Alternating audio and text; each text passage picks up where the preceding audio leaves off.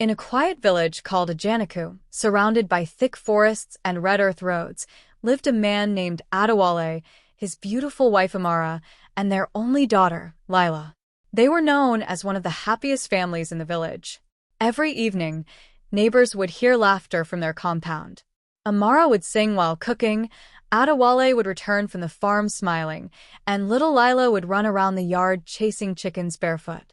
People often said, "That family is blessed." And truly they were. Adewale loved his wife deeply. He never made decisions without her.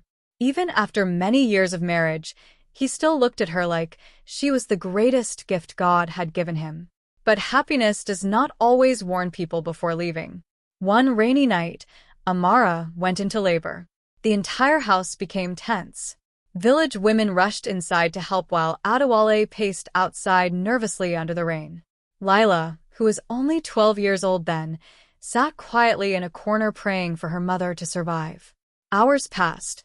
Then suddenly, the crying stopped. The room became silent. Too silent. Adewale's heart dropped immediately. An old woman slowly opened the door and stepped outside with tears in her eyes. "Adewale," she whispered painfully. "Your wife, she did not survive." The world around him shattered instantly. "What?" he asked weakly. "The baby too," the woman said. Adewale fell to his knees in the mud. Inside the room, Lila screamed as she held her mother's lifeless hand. That night changed everything. After the burial, the happiness in the house disappeared completely. Adewale became quiet and withdrawn. He stopped laughing. Sometimes he would sit outside alone for hours staring into nothing. But Lila suffered the most. She missed her mother every day. She missed her warmth, her songs, her smile. Months later, the villagers began pressuring Adewale to remarry. "You are still a young man," they told him. "Lila needs a mother.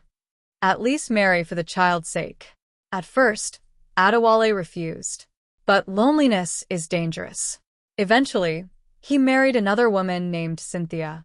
The day Cynthia entered the house, she arrived with bright clothes, expensive jewelry, and a fake smile that fooled almost everyone. Almost everyone except Lila. Something about her felt wrong immediately. At first, Cynthia pretended to be kind. She cooked for Lila, braided her hair, called her my daughter. But immediately after the wedding celebrations ended, everything changed. Cynthia revealed her true face. Every morning before sunrise, she would kick Lila's door loudly. "Wake up, useless girl."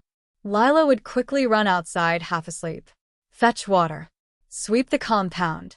Wash the clothes. Cook before your father wakes up." The poor girl did everything alone. Meanwhile, Cynthia's own daughter, Anita, spent the day doing nothing except eating, sleeping, and admiring herself in mirrors. Anita was spoiled, rude, and jealous of Lila's natural beauty. Even though Lila wore old clothes and worked like a servant, the villagers still admired her kindness and beauty.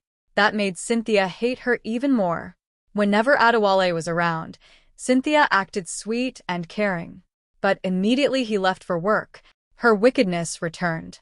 One afternoon, Lila accidentally broke a clay pot while washing dishes. Cynthia slapped her so hard she fell to the ground. "You stupid girl," she shouted. "I'm sorry," Lila cried. "You want to destroy my house?" Anita stood nearby laughing. "Maybe she broke it because she misses her dead mother," Anita mocked. Lila's eyes filled with tears immediately. "Don't talk about my mother," she whispered painfully. "What will you do if I do?" Anita said proudly. Cynthia smiled coldly. That night, Lila cried herself to sleep hungry because Cynthia refused to give her food. Days turned into months. Months turned into years. Lila suffered silently. But despite everything, she grew into a beautiful young woman. At 18, she became the most admired girl in Ajanaku village. Her beauty became impossible to ignore.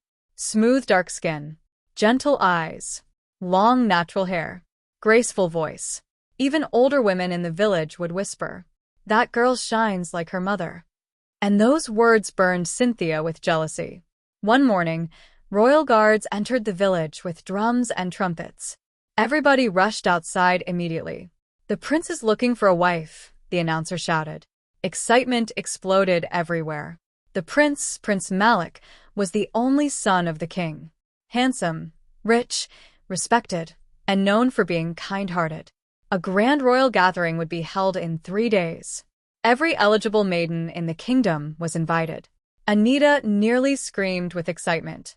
"Mother, this is my chance." Cynthia smiled proudly.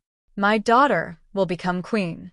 But when Lila quietly smiled to herself, Cynthia noticed, and her face darkened instantly. "You?" Cynthia laughed mockingly. "You think a prince will look at a dirty servant like you?" Anita burst into laughter too. Lila lowered her eyes quietly. Still, deep inside her heart, something told her to go. The day of the royal gathering finally arrived. Cynthia bought expensive clothes and jewelry for Anita while forcing Lila to remain home cleaning the house. "You are not leaving this compound," Cynthia warned coldly. "But everyone in the village is going," Lila said softly. "And you are not everyone."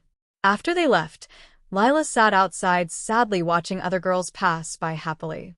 Then suddenly, an old woman appeared near the gate. "You should be at the palace," the old woman said calmly. Lila looked confused. "I wasn't invited." The woman smiled gently. Sometimes destiny invites people without speaking. Before Lila could understand what was happening, the old woman handed her beautiful clothes and jewelry. Lila stared in shock. "Who are you?" "Someone who loved your mother," the woman replied softly. That night, when Lila entered the palace hall, everything stopped. Even the musicians became distracted. Prince Malik looked up from his throne and froze completely. Their eyes met, and from that moment, he could not look at anyone else, not even Anita.